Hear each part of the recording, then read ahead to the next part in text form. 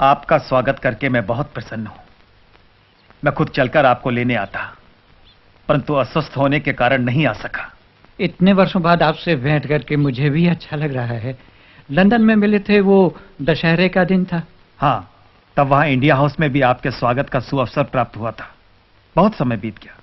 आपने रत्नागिरी में हरिजन उद्धार का जो काम किया वो बहुत प्रशंसनीय है। हरिजन? हाँ, मेरे विचार से शूद्र शब्द का इस्तेमाल हमें नहीं करना चाहिए। उसकी जगह हरिजन कहना ठीक है। हरिजन तो हम सभी हैं। आप जिन्हें हरिजन कह रहे हैं वे शोषित हैं, पीड़ित हैं।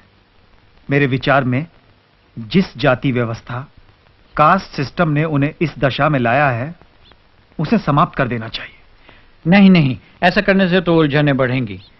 कास्ट सिस्टम में मेरा पूरा विश्वास है। वो हिंदू धर्म से अलग नहीं है। 4 वर्णों में विभाजित ये व्यवस्था हिंदू धर्म का आधार है।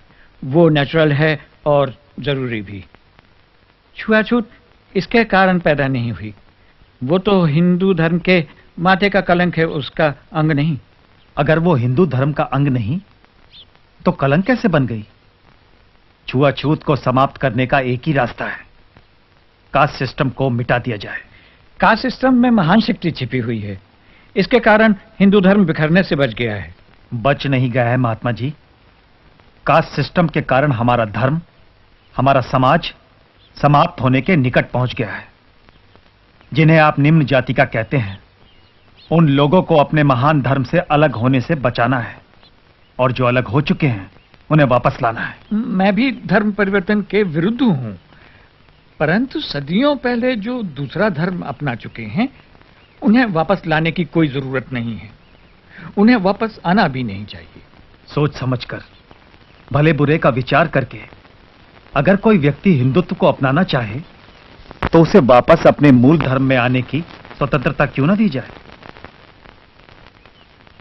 हमारे धर्म के लोग कुछ ऐसी परिस्थितियों में घिर गए हैं कि दूसरे धर्मों के अनुयायी उन्हें अपने बराबर आने का लालच देकर धर्म परिवर्तन पर मजबूर कर देते हैं। इसीलिए मैं कहता हूं, जिन प्रथाओं ने हमारे बीच ऊंच नीच का भाव लाया है, अब उनका कोई उपयोग नहीं है। मैंने उनके पुतले जला दिए हैं। इस प्रकार तो हिंसा बढ़ेगी। यह हिंसा नहीं, संघर्ष है।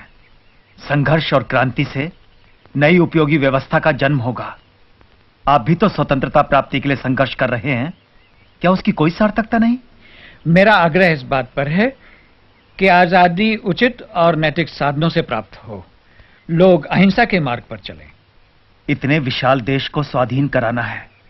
शत्रु भयंकर साधन संपन्न है, उसका सामना बिना हथियारों के कैसे संभव है? शत्रु के पास इतने ज्यादा हथियार हैं कि हम अपने थोड़े से हथियार लेकर उनके साथ बिल्कुल लड़ाई नहीं लड़ सकते। और फिर केवल इसी कारण मैं अहिंसा के मार्ग पर नहीं चल रहा। मेरा विश्वास है कि अहिंसा पूर्वक बर्ताव करने से हिंसक मनुष्य का हृदय परिवर्तन होगा। यदि एक गाल पर तमाचा खाने के बाद हम दूसरा गाल पेश करेंगे तो हमें दूसरे तमाचे के स्थान पर स्नेह मिलेगा।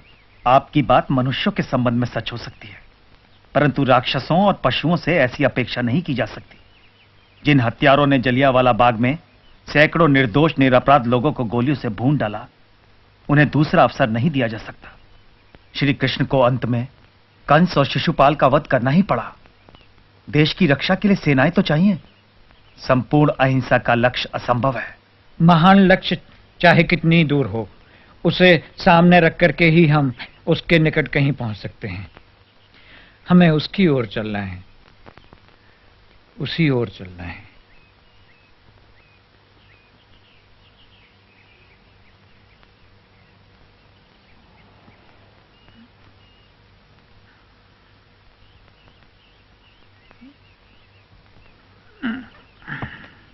मुझे लगता है हम कई बातों में एक दूसरे से सहमत नहीं हैं, परंतु सावरकर, मुझे इतना अधिकार तो है कि अहिंसा का प्रयोग करूं।